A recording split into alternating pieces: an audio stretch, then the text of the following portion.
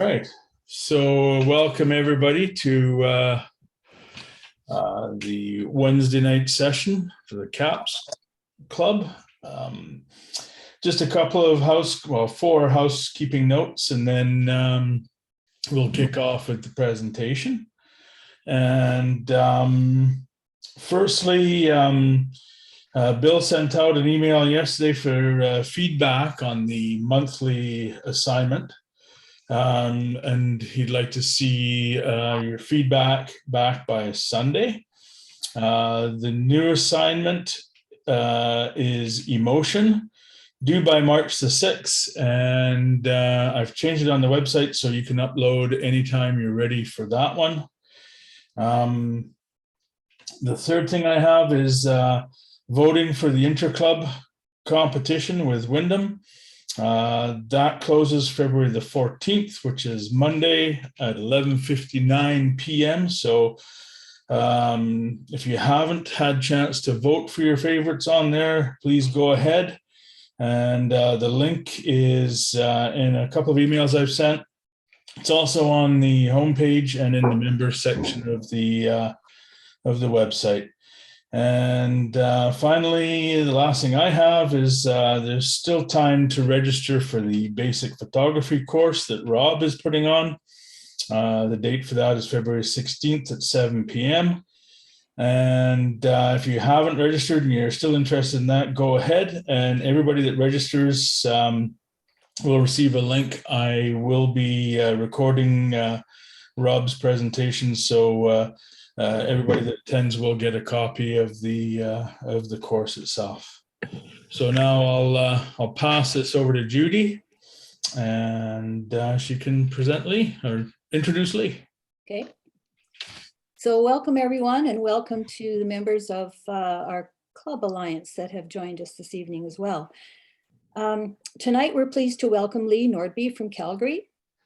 And since the last presentation Lee gave to our club, his photographic journey has been in full speed, including offering workshops and mentoring, which I'm sure he'll touch on later in the presentation. In viewing his portfolio, one can see that Lee's happy place is the Rocky Mountains, and he has a thirst for adventure.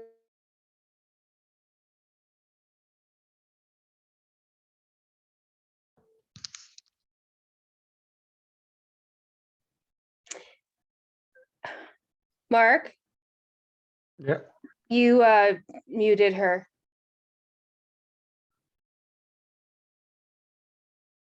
So you want me to do this all again?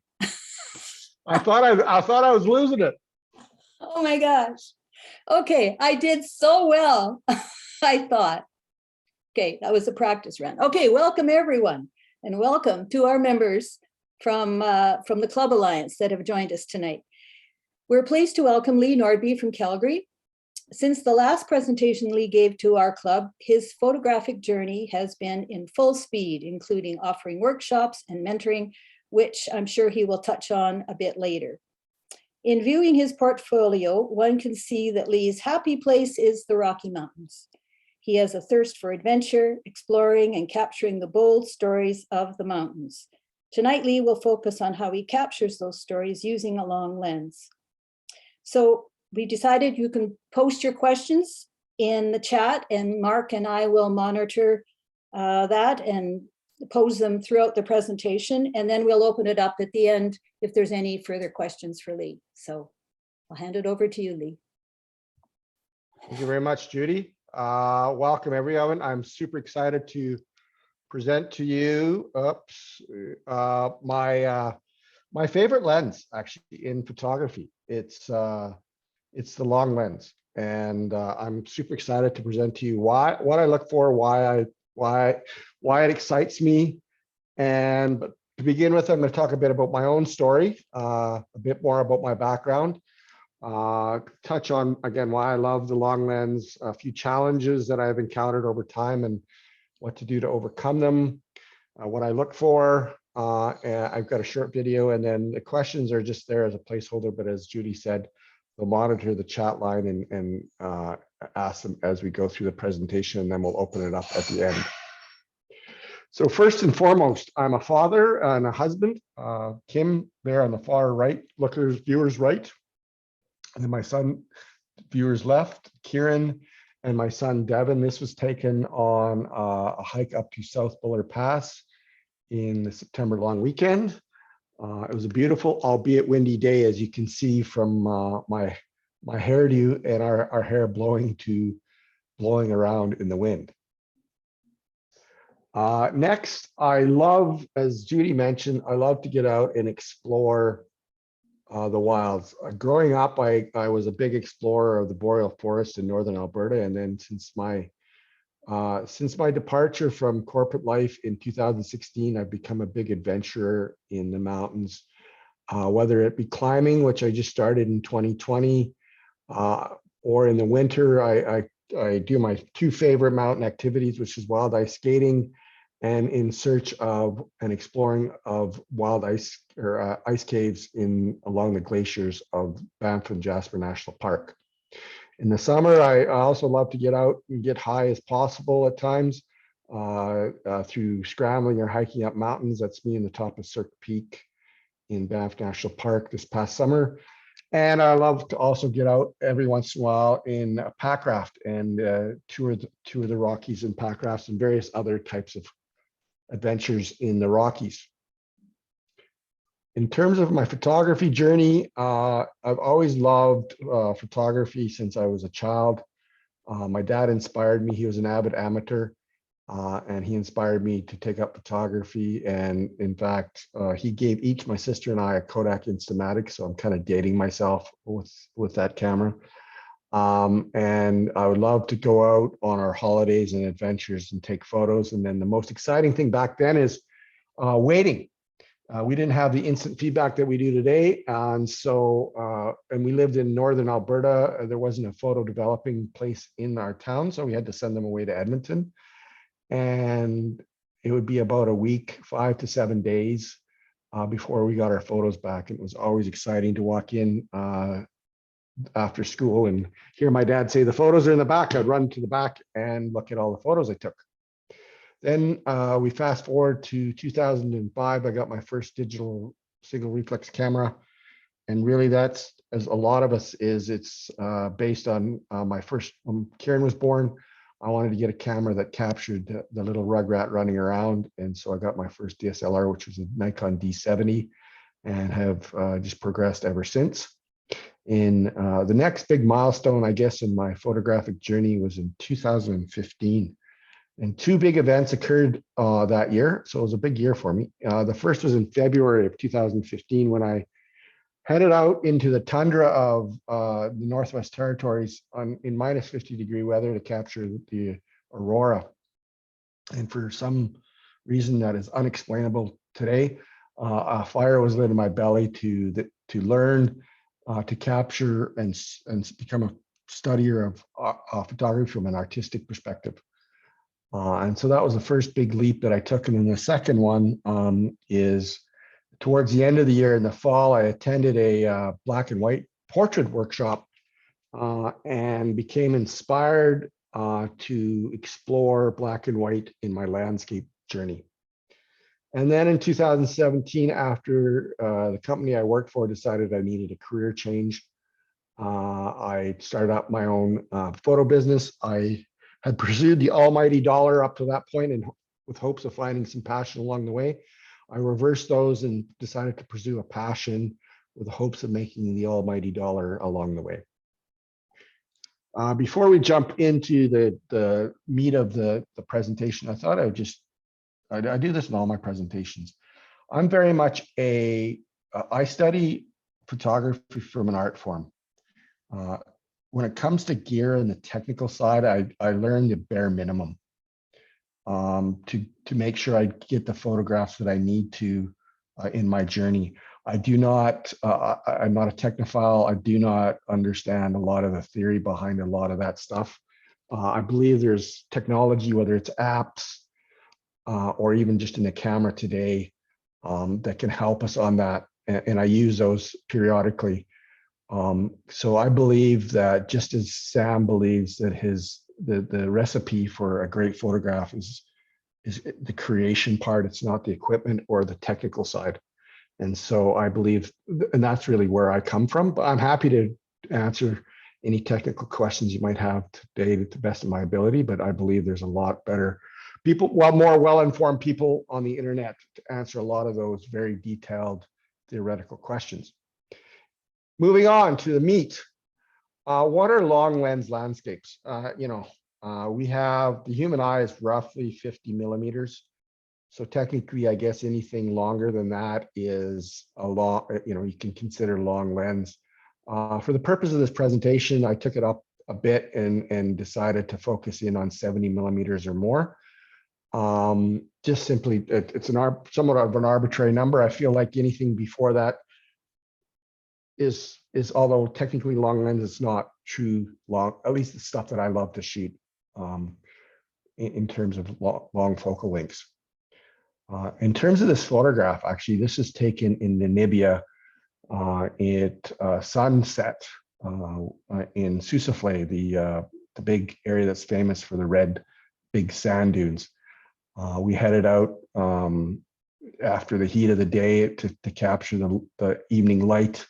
And again, I just fell in love with the play of shadow versus the light on this dune. And so I pulled out my 400 millimeter. And of course, at that time of day, it was, and I'll talk a bit more about this later on in the presentation. I had to put this on a tripod because when you handheld at that time of day, you wouldn't get the sharpness or a very grainy photo due to high ISO to get the shutter speed needed to get the sharp image. But I'll talk a bit about more of that later on in the presentation.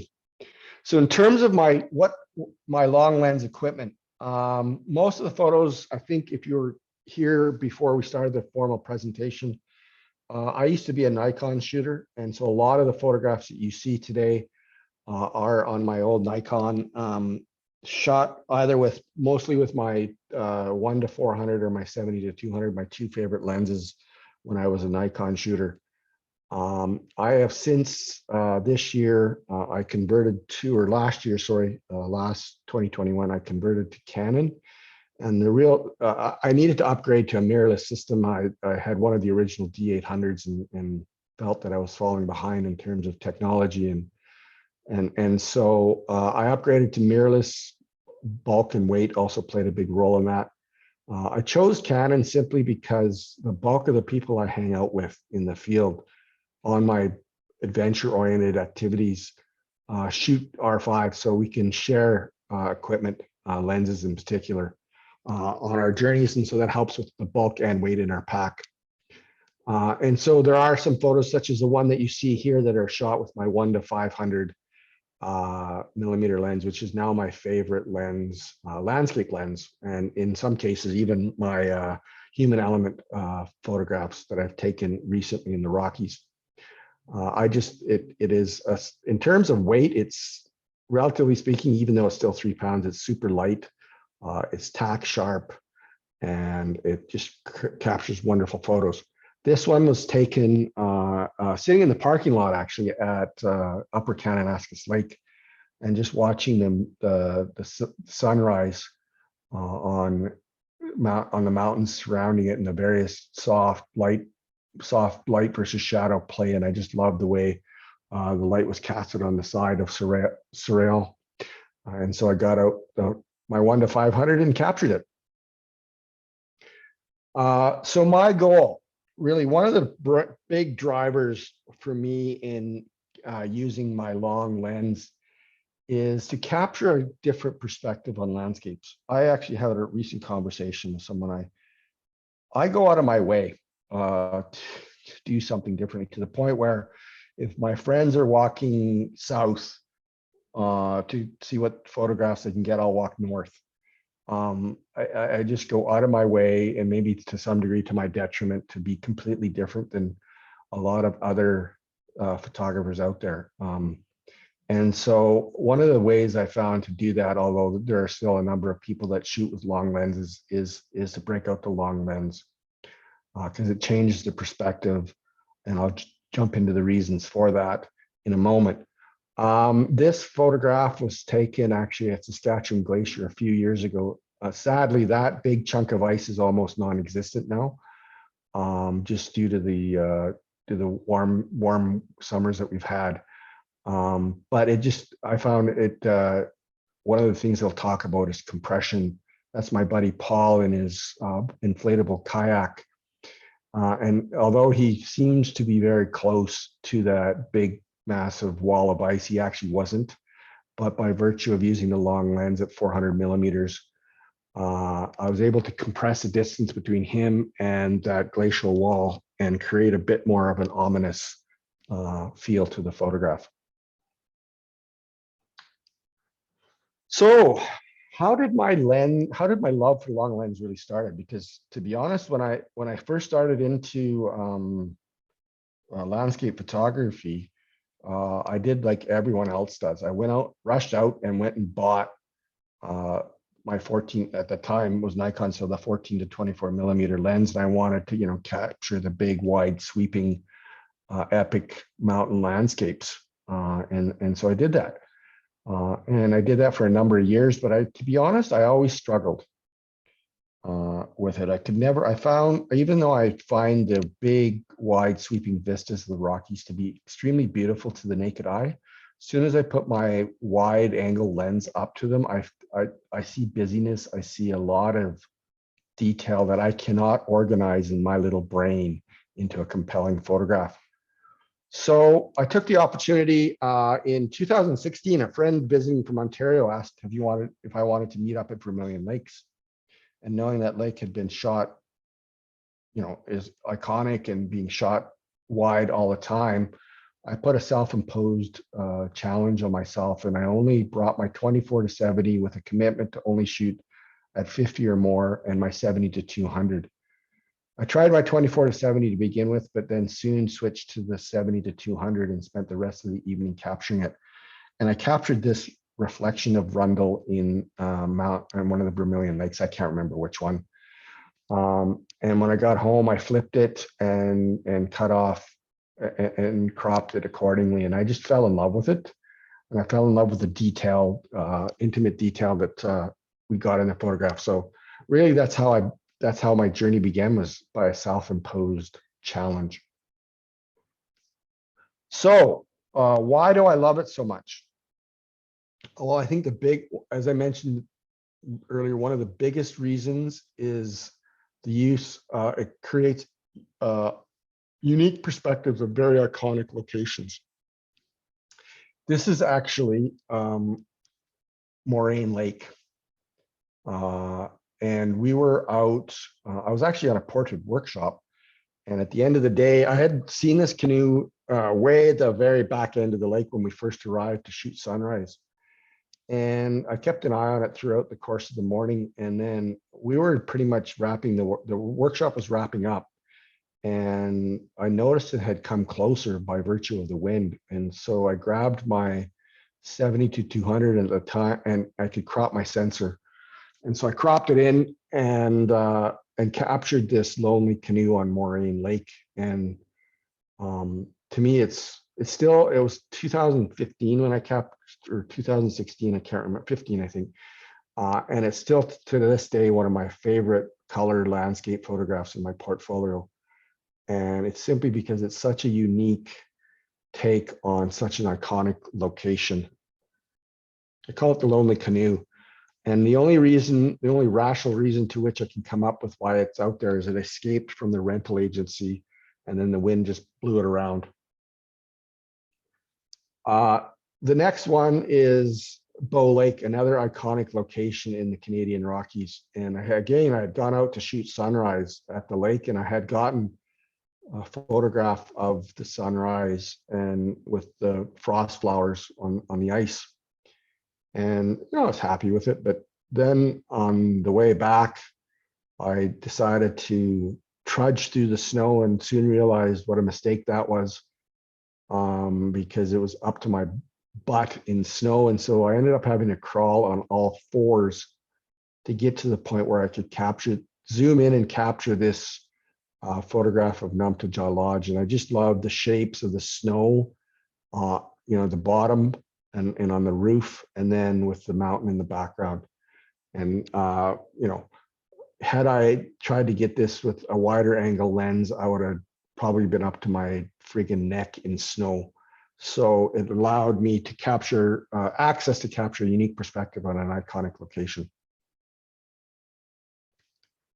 It also provides a unique perspective on a popular genre of photography. One of the things that I'm actually experimenting with in the last couple of years is long lens night photography.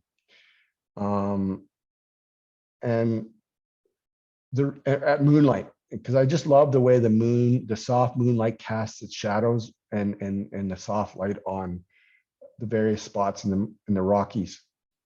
And we were out at Vermilion Lakes, and I captured the iconic wide shot of Rundle reflecting in Vermilion, framed in some reeds with Banff in the background and Rundle in the background, and some stars. And once I was satisfied with that, I decided to try something different. And I just fell in love with the way the light was casting itself on the ridge.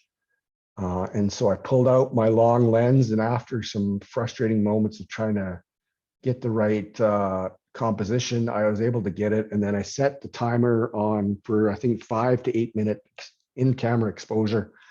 And lo and behold, I got the star trails that roughly follow the angle of the ridge, which is pure luck. And so I was excited by that and excited by this image because I want to explore again more a different take on a popular genre of photography, astrophotography. Another reason that I love long lenses is it simplifies a story a lot. And as I mentioned, I struggle with the busyness of these vistas. And I find that if I pull out my long lens, it can simplify the story very much. This was taken along the Spray Lakes Road going between in Kananaskis above Canmore. That's Tent Ridge in the background. Came around the corner and instantly fell in love with the scene that was unfolding in front of us. The sun had peeked through the clouds. The wind was kicking up on the ridges of Tent Ridge and blowing the snow around, and the sun was casting a wonderful light on it. So, you know, a wide shot would have not worked here because the road wasn't necessarily lining up perfectly with Tent Ridge at the angle we were at. There was a lot of trees between us and the ridge itself. And so by pulling out my long lens, I was able to simplify the story and really help the viewer understand what it is that I was trying to tell. And so I find the long lenses really help simplify stories for my eye anyways in the Rockies. Again, another, well, as you can see, I love to shoot peaks and whatnot towards the end of the day. My favorite time of day to shoot black and white, for that matter, is 1 hour after sunrise and about 1 to 2 hours before sunset, because the sun, especially this time of year, because the sun is so low to the horizon, it casts beautiful soft light and shadows. And I find the easiest way to capture that story is again through the long lens. There was this is Gap Mountain, and it was taken at Spillway Lake, again along the Spray Lake, southern end of the Spray Lakes Road. And the Spillway Lake was all snow covered. There was no ability to get reflections in the lake.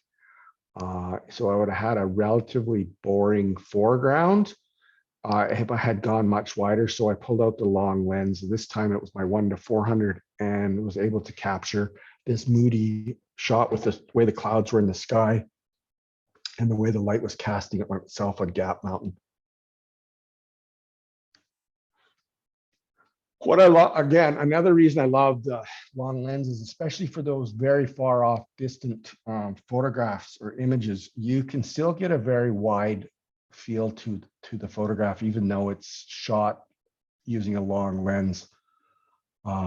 And in this example, I was going up that peak that I showed you, Cirque Peak. We were on our way up, Cirque Peak, and this is Bow Glacier with Iceberg Lake in the middle ground, and then the headwaters of Bow River you see there.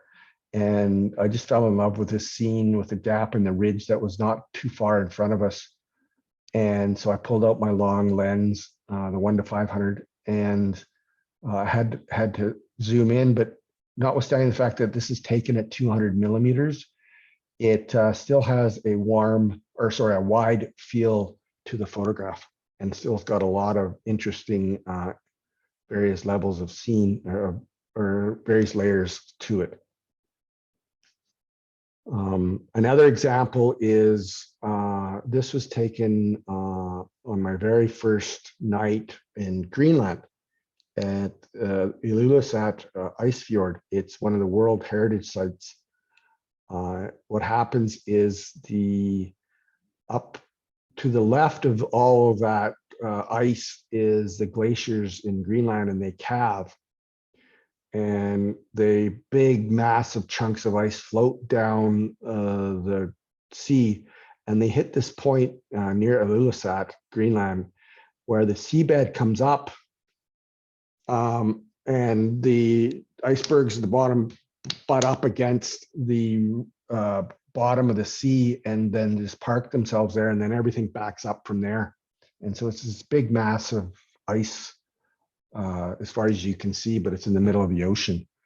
And so we got there, and what amazed me is the fishermen at night. Throughout the night, I got a photograph taken of fishermen fishing in the middle of the night with the Milky Way in the background. And it just amazes me. So this guy was out trolling and near sunset. And so again, I had to grab the long lens to capture him. But for me, it's still got the various layers of ice, blue ice, and then the subtle tones of the sunset. And so it's still got that wide feel to it. I've mentioned this briefly before. It gives you access. So two things. We're headed back from Waterton, and we saw these beautiful sun rays coming through the clouds. And so my friend and I buggered off the main highway and went down all the back roads. And as you know, you get into farmers' fields and private land and whatnot around that area. So wanting to respect that and capture, but still capture it, we stood on the roadside or just off in the ditch, and I was able to pull out my long lens and capture this photograph and capture and provide a relatively, what I believe to a relatively good story of those sun rays that were coming through the clouds at the time. So fortunate that we were able to find a location and grab the shot, because often these things don't last that long. Another access issue is back to Greenland. We were on a ferry from Ilulissat to Disco Island, which is one of the most magnificent shorelines I've ever been on in the world. But again, we were going early morning and we're headed out, and I just loved the way the sun was casting itself on the icebergs and creating and then the play of shadows. And it was extremely fortunate that the seagull, photobombed my image almost in the perfect spot. But had I not, I had no option of, hey, Mr. Ferry driver, can you turn around and get closer? Or can you position yourself such that I can capture this photo? We weren't the only people on that ferry, so we had to head out, and I had to utilize what I had. So through the use of focal length, I was able to access this shot.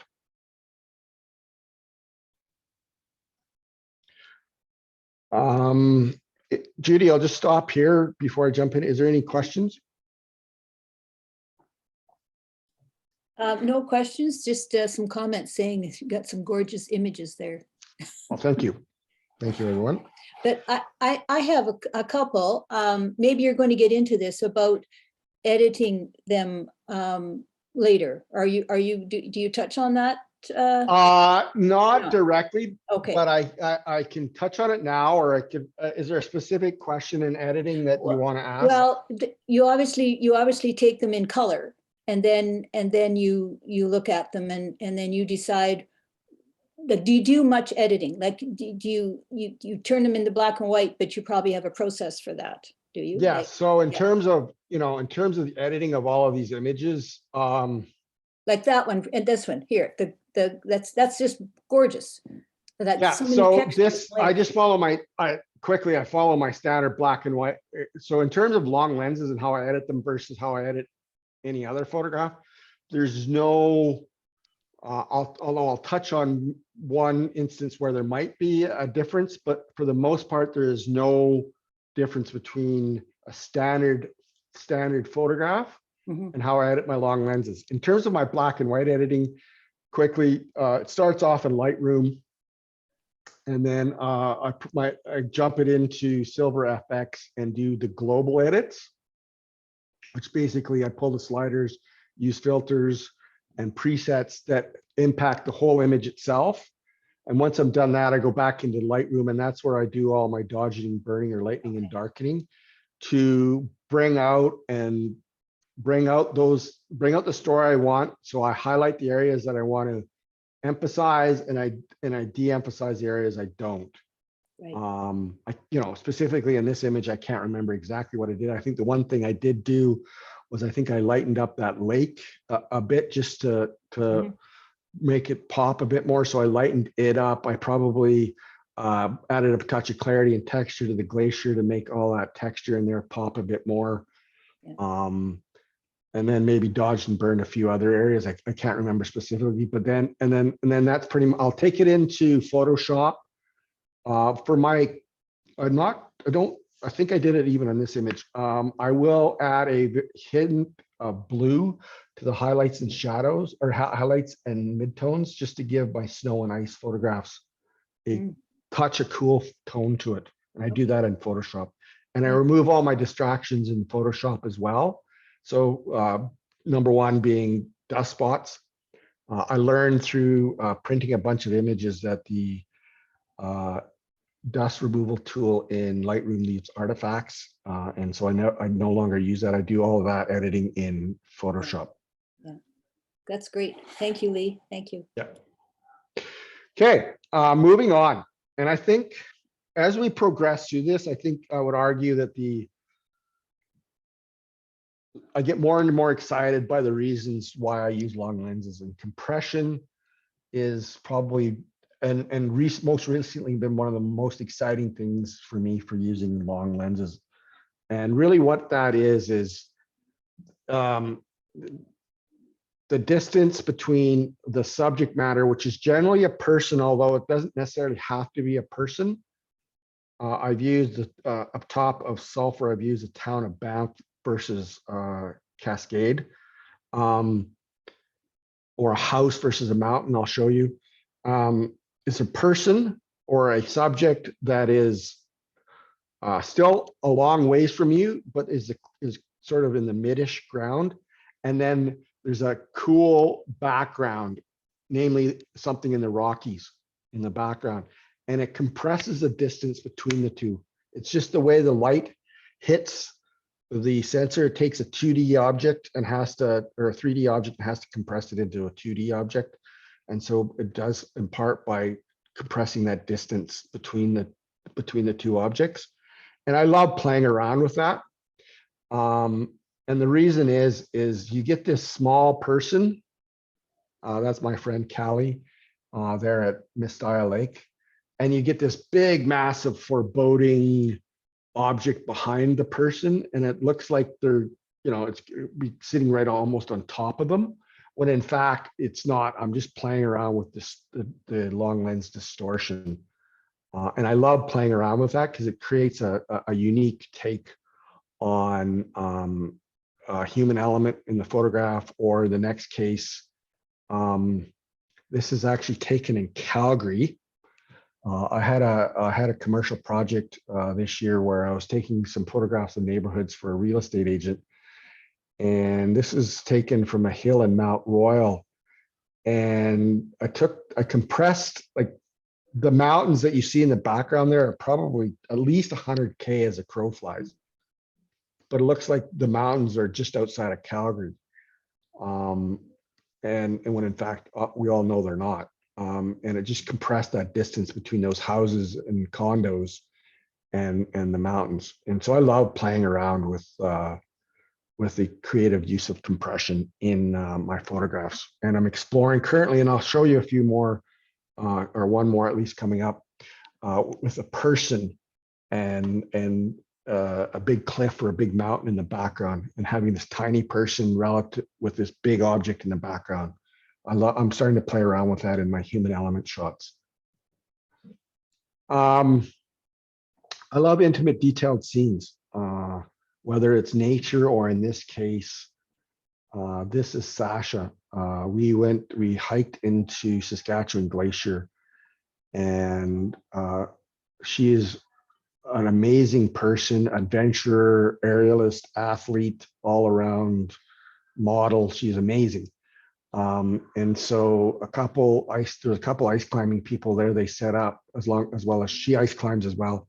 They rigged up a rope on the glacier, and then the rope is just hanging over the mouth of the cave. And then she tied a 25-foot piece of silk to it, and then put on an aerial show for us for about 5 to 8 minutes. And in terms of the context of this presentation, everybody that was photographing her was in the cave and wanting the ice that was in the cave as a foreground. They're going to shoot wide and have her as a small object. As I usually do, I walked in the opposite direction and I went out of the cave, and I had an example of where I could leverage equipment. My buddy had hauled in his 70 to 200. And so I grabbed it and walked out and captured a number of images, anywhere from 70 to 200 millimeters. This is one of my favorites because I love, as she describes it, the mouth, her in the mouth of the beast, and just the intimate blue details of the glacial wall. That's pretty much, I brought the auto white balance was too warm, so I brought it down ever so slightly, but that's pretty much as blue as it was. And framed her between the snow and the wall. And I just love the intimate detail of her there, and the pose that she's in, as well as you can see up close all the detail of the ice and in the glacier. Moving on to a more typical Lee shot. Again, intimate detail shot.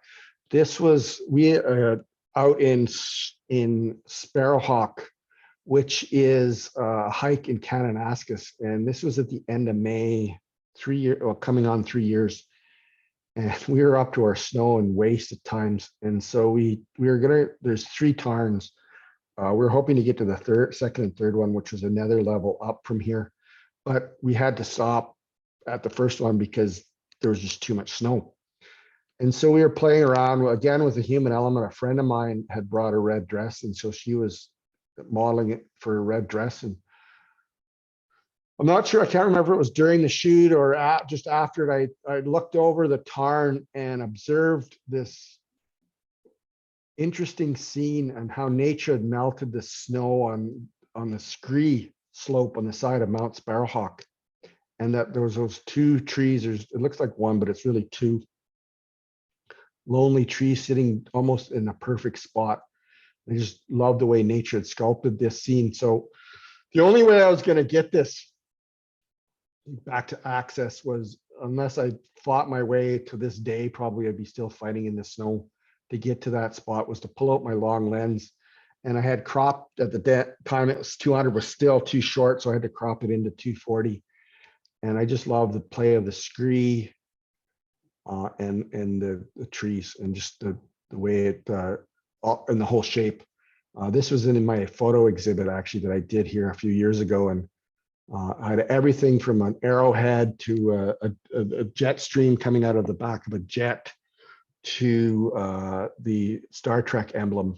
Everybody, that's what they looked at, the rock screen, the way it melted. That's the ideas of what they thought it looked like.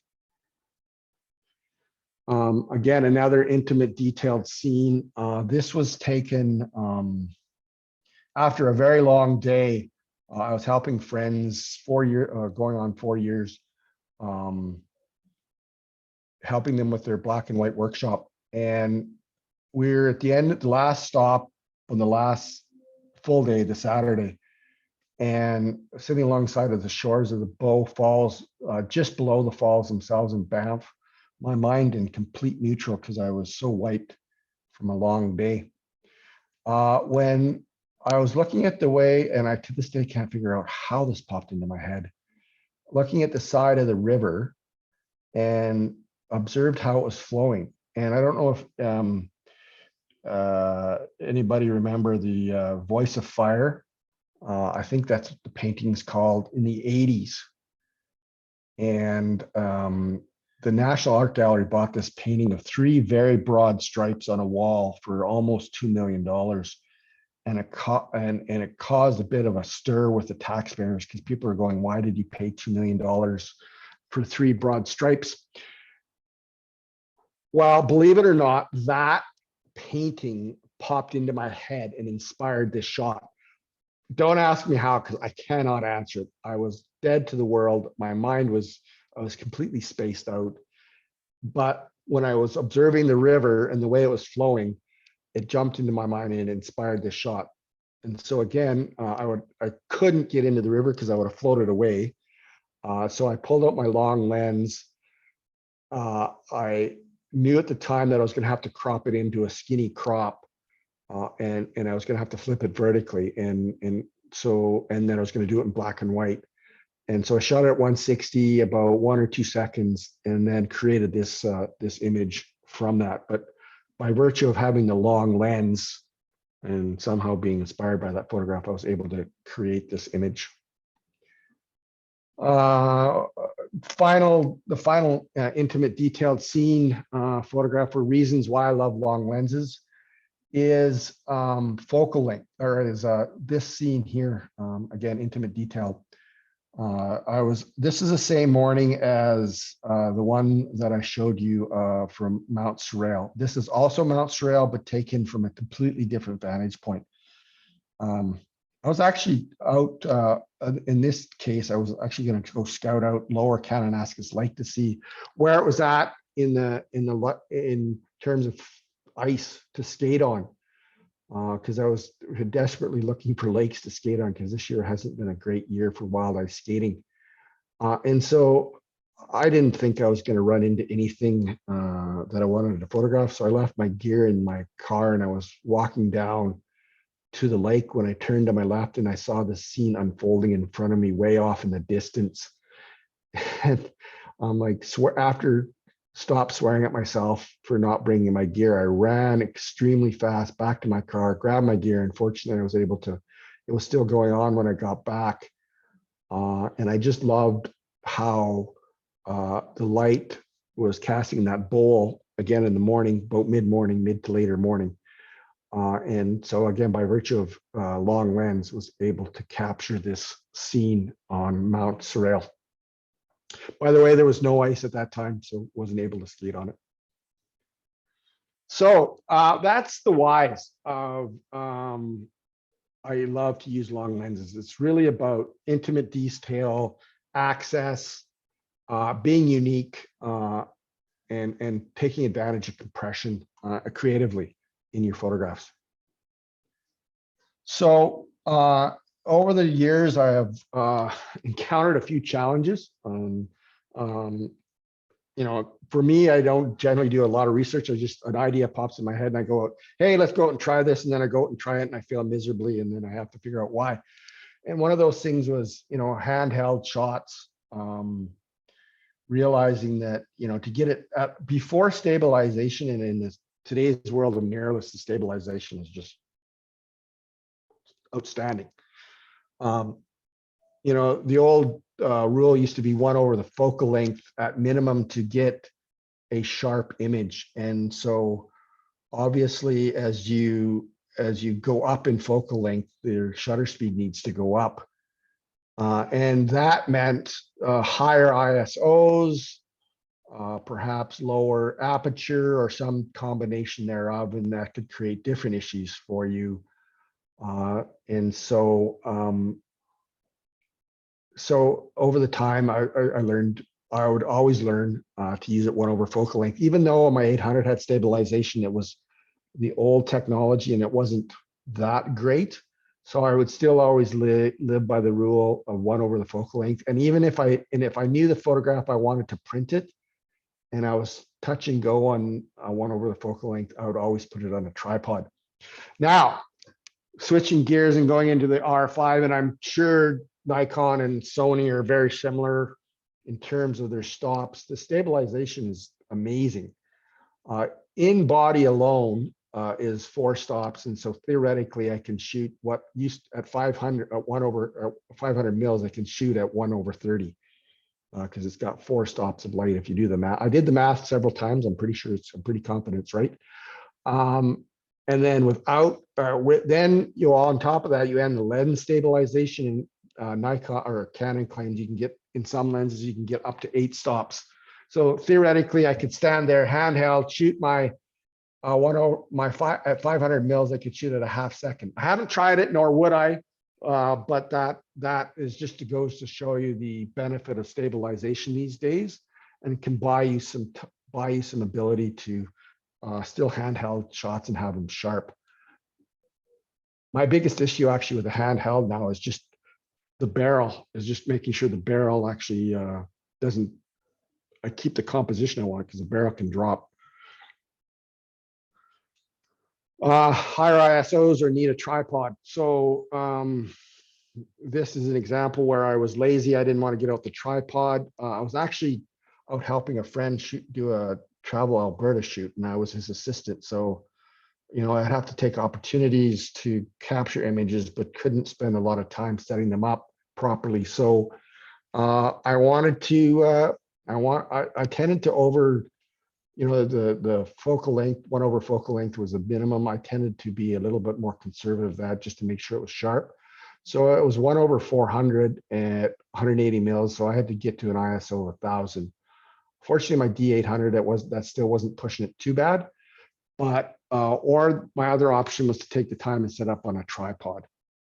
And still to this day, even with the stabilization, if I know an image is going to go in my portfolio, I think it's portfolio worthy, or I think it's sellable worthy, I will, if I have the time, I will make the effort to put it on a tripod. The next challenge is a depth of field. And this image here, if you look very closely at those trees in the bottom right, they are not sharp actually. And the reason is this is a ptarmigan ridge. And so those trees are on the east side of this valley. And then the Spray Lakes, or the Highway 40 runs in the middle. And then you get into the ptarmigan cirque on the other side. And there's a long distance between those trees and those cliffs. And that's another example of compression. They look so close. Unfortunately, I was again in a hurry because I was the same day I was helping out my friend do the Travel Alberta shoot, and I didn't want to, and I wasn't thinking straight. My focal point was on those cliffs, is at f11, and I didn't have the depth of field to get those trees sharp. Had I actually focused in on the trees, I might have had enough depth of field with hyperfocal distance. I might have had enough sharpness to get most everything in focus or sharp, but unfortunately in this case I didn't. But just it's an example of when you're shooting with long lenses, long focal lengths, and you have a significant distance between your foreground and your background elements, you're going to run into depth of field issues. And the only way you overcome that is you have to focus stack. And so had I taken another image of those trees or tried to focus in on the first place, and then the cliffs, I could have got a tack sharp image throughout. So that's just something to be very cognizant of when shooting with long lenses in the field. The other challenge is they're bulky and heavy. And for me, that matters. So it's a big deal because I go on these big, long adventures, where we're climbing several thousand feet. The day is a minimum of 12-hour day, door to truck door, or we're trudging along glaciers the whole day in snow. And so weight and bulk become an issue. And unfortunately, again, in part learning through the hard way, I have to make decisions on equipment to bring. The good news is the 1 to 500 for most adventures is still pretty good for me, but it is still quite heavy. So I have on a wish list the Canon RF 70 to 200 f4. It's called the pop can lens because it's the size of a pop can and almost the weight of a pop can. As you can see, it's only 1.5 pounds, and then a 2 times extender, so I can get almost as much focal length with less weight for my really big mountain adventure days. Again, long lenses can be bigger and bulkier as well. So that's a big challenge. Okay, Judy, any questions, or do we have any questions? Just somebody did ask, how do you know, just a second here, how do you decide if a photo should be black and white? Dylan asked this, or color. How do you decide that? How do I decide that? There's many reasons. I think, to me, I love if a story, there's certain stories like symmetry, texture, shapes, very high contrast scenes where I think black and white lend itself better, and color can distract you from those storylines. I have a bias towards black and white. The bulk of my photographs you've seen in this presentation, and if you look online on my website, are black and white because I have a bias towards that. The other reason is if color doesn't necessarily lend itself to the image itself, you can try it in black and white. But black and white images, I have a whole presentation on it and what I look for in black and white, but it's all about contrast, symmetry, shapes, lines, textures, the play of shadow and light. Often are the reasons for me that I see more in black and white than I see in color. Mhm. And the next, I guess it is a question. Are you ever totally satisfied with the finished edited image? And who asked this says, I never am. Interesting question. I've Yeah. never had that. Yes, I would have to say yes, or else I would do one of two things. If I'm not happy with it, I would either discard it or continue to edit till I am happy. I definitely don't post anything that I'm not happy with. Yeah. And I have abandoned images. I've gotten into the weeds and decided that it's taking too much work and it's not worth it. So I do abandon images. But I'm always satisfied with the editing.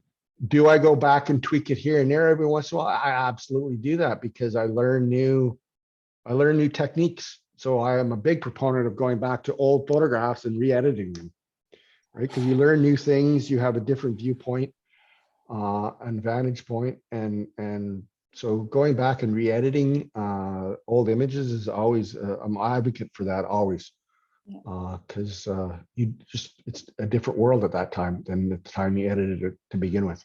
Yeah. And one more question. What are your favorite presets within Silver FX? Is it, but it's I generally use full dynamic range. But I have tended, periodically will use one of the grad filter ones or one of the push process ones. But I would say 80% of my images are the full dynamic range. Okay. Good. Okay, continue on. So, how did I end up, oops, I gotta go back. How did I end up getting the eye for a long lens? Because it is very much seeing wide, and I have this problem now as I spent most of my, since that photograph I showed you of Mount Rundle reflecting, I've taken the vast majority of my photographs are one of two things that are long, or if they are wide, they're very intimate, wide scenes. They're not the big, wide sweeping landscapes. So it definitely takes a different eye for it, and it's a habit. And so you just have, first and foremost, you have to force yourself to look deep into the scene or at your feet. And it just takes practice, practice, practice. This is an image we're coming off Big Rock or Black Rock Mountain in April of last year.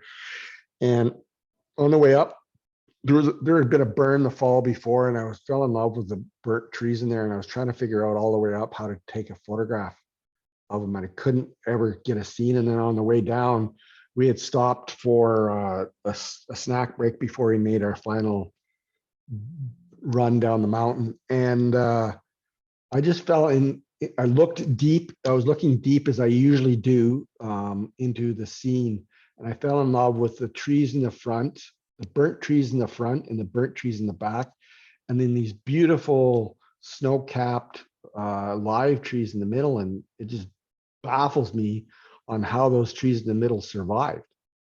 So out came the long lens and I photographed it. And it's just by virtue of me, while I was eating my snack, looking deep into that scene, that I was able to see it. The next one is look at the back of your camera. So this is an image taken again several years ago. A friend of mine and I decided to hit Bow Lake for sunrise, and we left Calgary. So we had in May. So we had, I think it was up at 2 in the Trent picked me up at 3, and we barely made it to our planned destination along Bow Lake. I think we had 10 minutes to set up before sunrise, and as we well know, sunrise doesn't last long in the Rockies. So I grabbed this wide scene, and I was quite happy with it. You know, it's not it's got a beautiful mirror reflection. I then started looking at the back of my camera and started working the image a bit more. I took this next image at 55 millimeters, and then I continued to look at the back of my screen, which is often how I find my longer lens shots. And I discovered that scene in the background there on the square. I looked at that and I zoomed in on it, and I instantly fell in love with that and the way the shadow was playing. And at the time, between the time I noticed this and the time I took it, the cloud had moved in.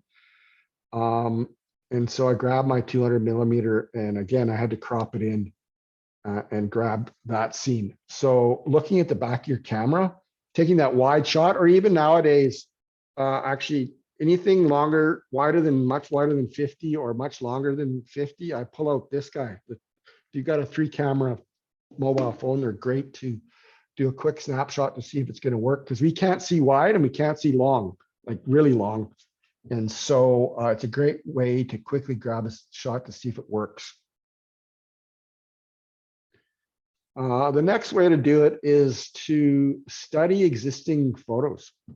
Go through your laundry of photos that you've taken and find out scenes within a scene. It's similar to looking at the back of your camera, but this time you're sitting at home in front of your computer.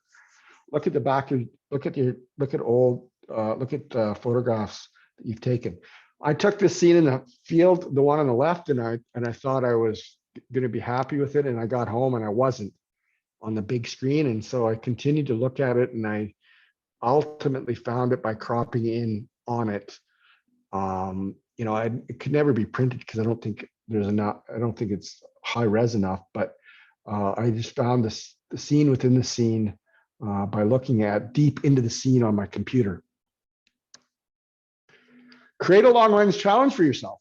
That's how I ended up falling in love with long lenses. So go out, purposely leave home your wide angle lenses, because I can guarantee you if you take them with you, you're gonna justify using them. So leave them at home, only take your long lenses, whatever long lens you have, it doesn't matter. Take it out and force yourself to look for compositions in the field and challenge yourself. And if you're like me, you'll fall in love with it and tend to leave the wides home all the time. The final how-to, and I only advocate this if you're a passenger, don't advocate this if you're the driver. I have practiced while being a passenger in the car, just staring off in the distance, and I drive my family nuts going, oh man, check that out. Check that out. That's a beautiful scene. Look at that, whatever. Because we spend a lot of time in the car in the summer. And I found now that I've trained my brain by just doing that as a different activity than looking at your phone or reading a book, and just enjoying the scenery as you drive by, to look off into the distance as you're a passenger of the car. Comment or jot the idea down to help you remember, and then over time you'll start to, again, with practice and muscle memory, it'll become natural to you in the field. So what do I look for when it comes to luscious long lens landscapes? Well, you've seen some of it already, but I love the play of shadow and light. And this speaks to, a lot of these images are in black and white, but some are in color, of what I look for in black and white. So, and often I find the play of shadow and light to be far off in the distance, at least in the Rockies. And so capturing it wide to be much more difficult, or at least having the story obvious to the person. So this scene, I actually had spent looking the other way one winter morning and capturing photo stacking a nice, beautiful leading line on the ice of Spray Lakes leading into a mountain. Spent a bunch of time capturing that, and then was packing up, and I looked behind me and I saw the sunrise, the sun peeking out, and going, holy crap, wow, what an amazing scene. So I switched lenses, grabbed my 200, and I just love the diamond effect that the shadow was creating on the mountain peak. That's an unnamed peak, by the way. Another example is driving along the Icefield Parkway. And if you're highway driving or you're car driving and you're going from A to B, and I most recently had this happen to me just a couple of weeks ago with a buddy of mine. We were supposed to meet people. I find the long lens to be a great highway vehicle, right? Because you can pull over. There's a moment going on in the scene, well off in the distance, and you can pull out your long lens and capture it. And this is exactly what happened in this scene. I was driving to Jasper along the Icefield Parkway, and I happened very late afternoon, early evening, and I happened to see the sun peek through the gap and cast this wonderful light on this ridge and create these interesting shadows. So I pulled over, grabbed my 200 had my 200 on my camera, pointed it out the window and captured the shot.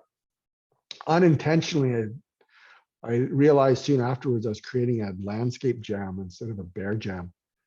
So I quickly grabbed the shot and left so that I didn't create a whole traffic backup along the parkway. The wonder of the moment. I find one of the best days for me in the Rockies to shoot and photograph is those overcast days where the wind is blowing and the clouds it's a very cloudy day, but every once in a while they open up and the sun shines through and casts these amazing moments. And to capture those moments, for me, I find the long lens to be fantastic use of that. So we had hiked into, actually the same morning that I captured the one that I showed you by looking in the back of my camera at Bow Lake. Afterwards, we hiked into Hector Lake, and we're sitting along the shoreline, and it was one of those by that time it got completely overcast, And all of a sudden the sky opened up and the sun shone on those trees in the bottom right for 20 seconds at the most, maybe 30. And so fortunate that I was able to quickly snap on my 200, grab it, and capture the wonder of the moment using the long lens, because that didn't last very long. And if that light wasn't on that patch of trees at the bottom there, this photograph wouldn't work. A wonder of a moment that was anticipated. So again, we were out looking for wild ice in Kananaskis along Spray Lakes, and we had noticed that the moon was descending. It was going to bed, and so we anticipated, or my buddy anticipated, that there was a high degree of chance that it would sit almost perfectly on the top of that peak, and praying that there would be just enough of a gap in between. And so the only way to capture it again, because there wasn't an interesting foreground, was to pull out the long lens and set it up on a tripod, because the light wasn't that great. And so wanted to make sure we got a tack sharp image. So we anticipated this moment. So we set up the tripod, had the long lenses set up, and were able to capture it just as that moon hit the top of that peak. Contrast of warm versus cold. I love those in the fall, in particular in the Canadian Rockies. Again, I think I showed this photograph earlier. It's just the wonder of, I just love finding, again, a play on tones, more on the cool versus warm. We're on Pocatera Cirque. I just fell in love with actually this is Ptarmigan, across the valley in Ptarmigan Cirque. I just love the larches, the warm tones of the larches, the warm tones of the red iron in the scree on the other side, and then the bluish, purplish tones of the mountain, and just the way the light was casting on it to create that contrast of warm versus cold. Going back to Greenland, again, another play on contrast of warm versus cold. We were hiking to the best, most scenic coastline in the world that I've been on.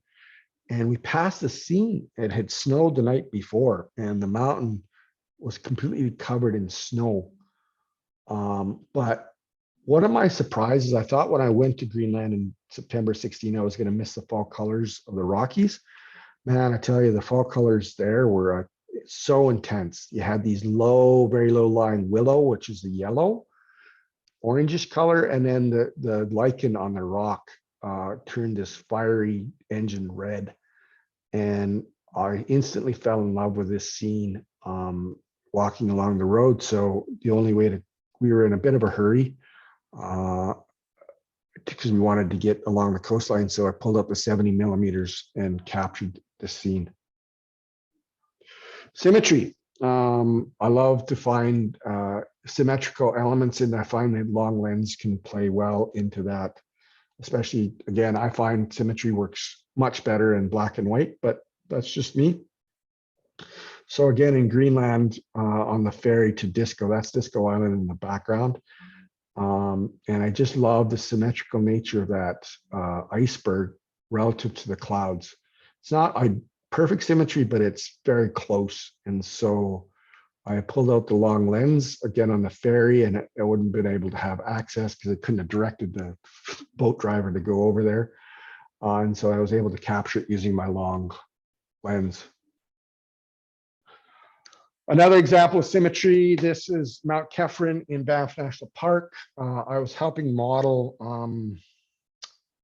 for a friend's portrait workshop, and I was on a break. They gave me a break, an hour break or so. So I grabbed my photo equipment and put my photographer's hat on, and I followed this light in the way the sun was casting on itself on Kefren. And for me, the symmetry comes in the ridges, the two ridges that go start in the left and then go up, and then the shadows, they both look like faces to me. Again, so I could have probably and I did capture this with a reflecting in Waterfowl Lake, but I felt that the up close version of it worked much better. So I picked it.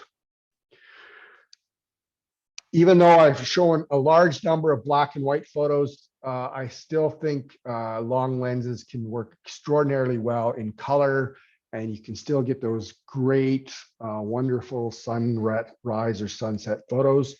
Here's an example in the Yukon. Literally, this is almost looking directly north at just around midnight, give or take 15, 20 minutes in June. And, we're sitting having a drink after a long day and in the cabin. And as soon as I saw the scene unfolding, I had to grab my camera, and I knew right away that it was going to be a long lens. I just loved the layers, and I wanted to capture the layers of the warm reflection in the lake, the mountains, the warm layers, and then getting up into the yellowish, bluish tones of the upper sky. And then another example of layers and sunsets using a long lens. This is the cover photo for this presentation. Again, this actually, I call it Rundle of the North because when we arrived in Ilulissat and we're going to our hotel, I instantly looked when I saw this iceberg. It was at the very front end of the whole fjord, and was one of the ones that was blocking everything in behind it. And I instantly fell in love with the way it looked because it reminded me so much of Rundle and the cliffs. That earlier photograph that I showed you of the Star Trail, it reminded me of those cliffs along Rundle. And so I got so many different photographs, different angles of this photo because I love it so much. But it's just another example of layers and sunsets. And fortunately, that another seagull photo bombed my photo on almost a perfect spot. If you see at the very bottom of the iceberg, and right, you can see a seagull there. So that is my bulk of my presentation. I'm going to, I think I forgot to share without sound, so I got to go back and share with sound. Just bear with me for a second.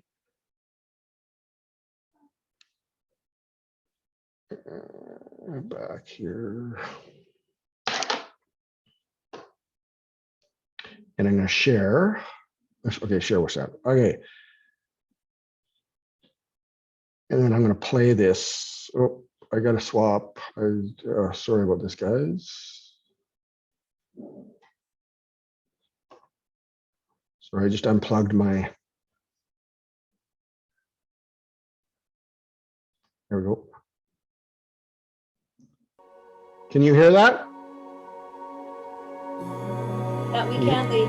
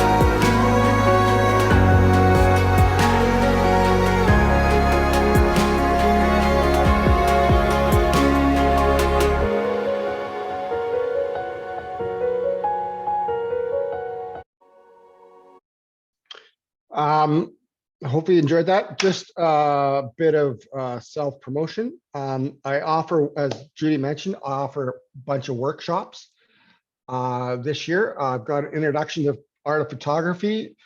We will touch on the technical side and certainly help people with their cameras and learning their cameras, but it's going to be, you know, I think if I were to go back and learn how I wanted, if I had to relearn photography all over again, to me, with the cameras the way they're built today and where we need to focus in on and to stand out is really the art side.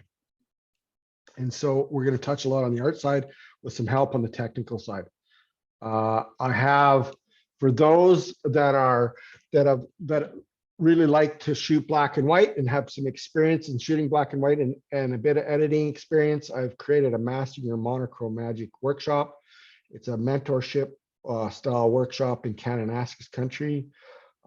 Because it's mentorship style, there's only 4 spots, 2 of which are available. I basically we set goals together at the beginning. We work on those through at the start, get you really a good start on those goals. I follow up a couple times and then you continue on working on those goals on your own. I have an introduction to black and white the following weekend in Canmore. Again, it's all about introduction to black and white, what I look for. I walk you through my editing process. We spend a lot of time in the field at some of my favorite places to capture black and whites.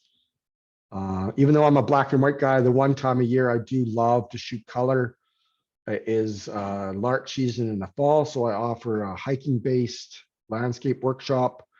The hikes are very, very simple, straightforward. There's nothing too arduous about them. I describe them as families with 8 to 10-year-olds go on them, and even younger at times.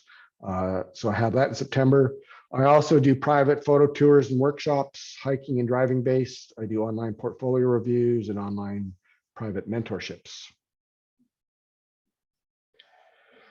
My challenge for you is to shoot with a long lens greater than 70 millimeters. 70 millimeters or greater for 1 to 3 months.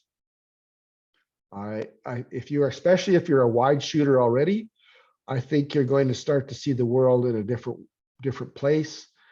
And the worst case is because you've seen it in a different world, you can then go back to your wide shots and look at them differently and probably better. And for me right now, my challenge for myself actually is to use my long lenses to capture the human element in the Rockies using longer lenses. Again, I go out with friends that are amazing at capturing the human element in those wide epic shots. So I want to do something different. And so I've challenged myself to find those cool images with longer lenses. This is a Lodge Blade. He is a figure skater, used to skate for Team Canada. He's now actually working for CBC, doing the commentating for the figure skating. He's very well known on social media. Fortunately, my friend Paul was able to get him out shooting at Lake Louise here. And my opportunity, I grabbed the long lens to capture him doing one of his famous backflips. Questions? Before we jump into questions, this is just a photograph. We summited, my first ever winter scramble summit was February last year. About this time last year, we got up Mount Michener near Abraham Lake. And we're so fortunate to have perfect conditions at both from a lighting perspective, mid to late afternoon light, as well as just warm conditions up top that we were able to capture a few shots, one of which was this shot looking east into the Front Range with the east ridge of Michener in the foreground. With that, I'll stop sharing and open the floor up to more questions. This is your time to put me on the hot seat. I'm an open book. There is nothing that you can ask me that is top secret. Yeah, so anybody who's got a question for Lee, you can just pop on. But Lee, it's just fantastic. Your images are just very inspiring. And I think somebody said they use they're 600 millimeter for bird photography. Now they have a new inspiration for doing Well, landscapes. So that's good. fantastic, Yeah, yeah. fantastic. So that's good. Yeah. So anybody asks a question, just go ahead. Anyone? We're all shy. Don't be shy. I look like I bite, but I don't, honest. Well, somebody posted a question. You seem to like the portrait orientation for your landscape shots, and it works really well. Do you find you do a lot of them? Is that just because of the nature of the longer lens? And Nope, that's Nope. my brain. Oh. You know, honestly, it's a great question. And I've asked that myself a lot. I don't know the answer to that, other than I find it simplifies. Again, it gets back to, I need to keep my images simple. And to the, and one way I find doing that is portrait orientation. I can't explain it other than that. It is deliberate, though. Even my wider shots are often portrait. that's just the way it makes sense to you, I guess. It's just the way my brain Yeah. works. Yeah. It's just the way my brain is hardwired. Yeah.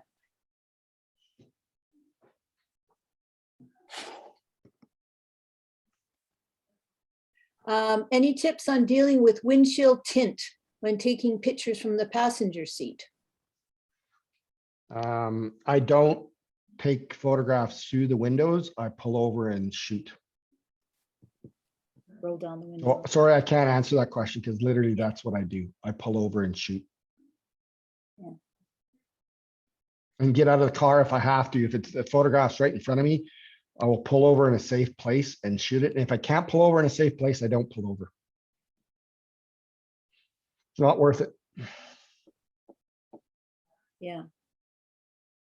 Lots of accolades, Lee. Beautiful. Yeah. Thank you. Thank you very much, everyone. I do appreciate it. I'm always excited to talk about photography. I get excited to talk about black and white. And then when I can add long lens in it, that I get even more excited because it is literally my favorite lens. Having said that, since I got my Canon, for some strange reason, I pull out my 15 to 35 more. And what do you photograph with that then? What do you like? Still landscape? I love, yes. So I love to get up close. I love to take advantage of distortion.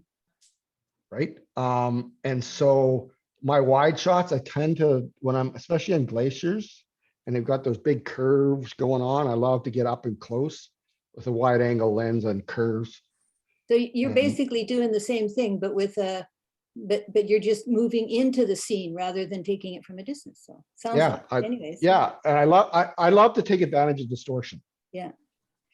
Someone else asks, do you follow certain values when creating images that helped get where you are today? Certain values. I'm not sure what they mean by that. So I'll answer it the way I've interpreted the question. So the first value that I follow is have fun. Right. So I go on all these adventures, and yes, I carry my camera gear, but the first and the foremost thing that is in my mind is to have fun.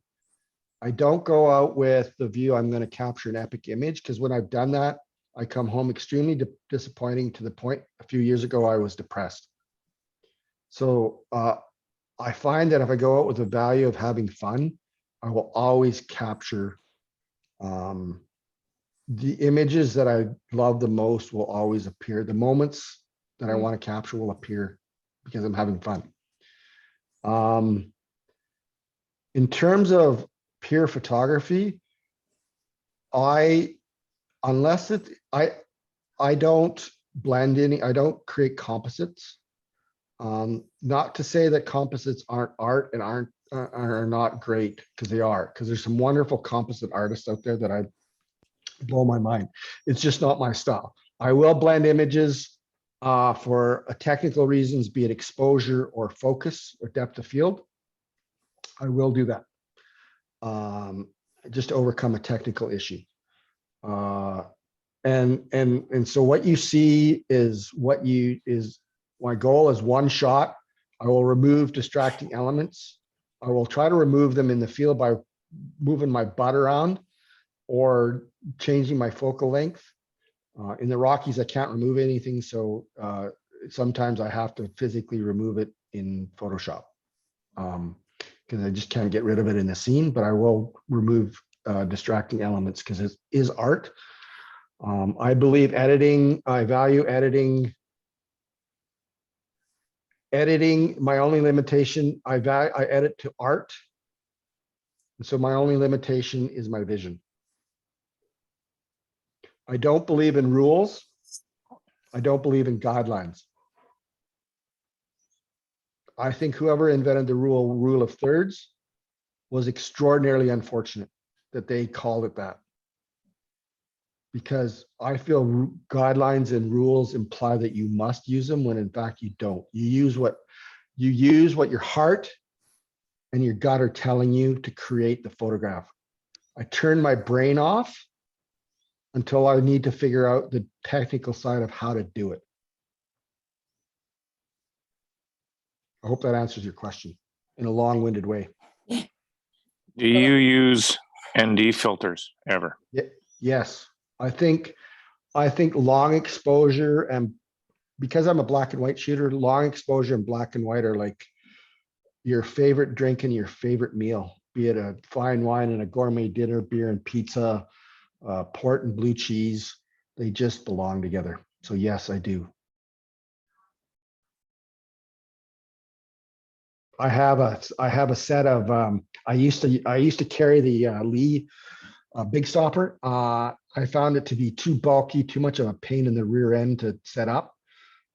So when it finally broke on me, I bought myself a set of Nisi circular ND. So I've got a 3, 6 plus a polarizer, so really a 7, a 10 stop and a 15 stop. It comes in a little pouch, and it's the same bulk and less weight, or about the same weight as my one Lee stop filter. So I carry those often with me. Do they screw on, Lee, or? Yeah, they screw on. Okay. And the reason I chose screw on is I can because the light can change so dramatically in the mountains that I can quickly screw on and off a filter very easily than fighting with that stupid square system. Yeah. Now, that's me. Other people might find the square system works perfectly fine for them, and that's perfectly okay. I don't like it personally. Yeah. Apparently there's some magnetic ones out there now too. Yeah, I haven't looked into those that much. Yeah, I think they're very expensive. Yeah, no doubt. No doubt. No doubt.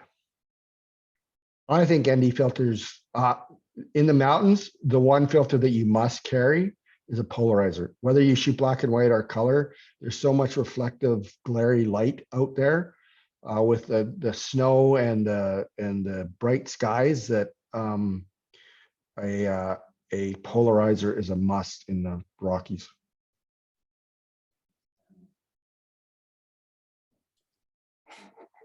Well, In my humble opinion. I think you're right. Yeah, for sure. Well, again, thanks, Lee. You're very welcome. Thank you very much. It was just beautiful. And can I ask, do you know who the music you used for, and it's not photo related, but the music you used for your Yeah, so I subscribe to Music Vine. So I'm an artist myself. Yeah. So I believe that if I want to use other artists' work, I need to pay for it, right? So Yeah. I subscribe to Music Vine. Music Vine? Yeah. Okay. Musicvine.com. I can't remember how much the yearly fee is, but it's got great selection, all genres, all lengths of time. So know, do and- you know what the composition was? Who's? I can't remember off the No, top of my okay, head. all right. What I can do though for you is I can go back and look at it and I'll let you know. If you find Judy. out, it's not it's Well, it's just. a 2 minute, it's a 2 minute exercise. Okay, it's just a beautiful piece. I really enjoyed it. It went well with your images. Very, Yeah. very good. Thank Very you. nice. Thank Yeah. you. Very nice. Well, I hope you're feeling better. Hope you get I better. hope so too. I hope so too, because my son's got a hockey tournament coming up this weekend and I'm a coach. So Oh, yeah. the decision day is Friday morning if I go or not. Where's the tournament? In It's in Calgary? well, it's in Dahlia, Oh, yeah. a little town, Yeah. and but we're staying in Drumheller. So Oh, yeah. Yeah. Been there.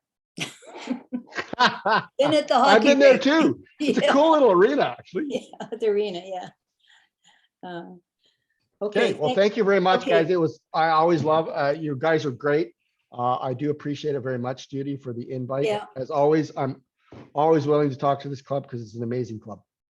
Well, it was great having you back. Thanks so much. And I know this because I know this happens to me.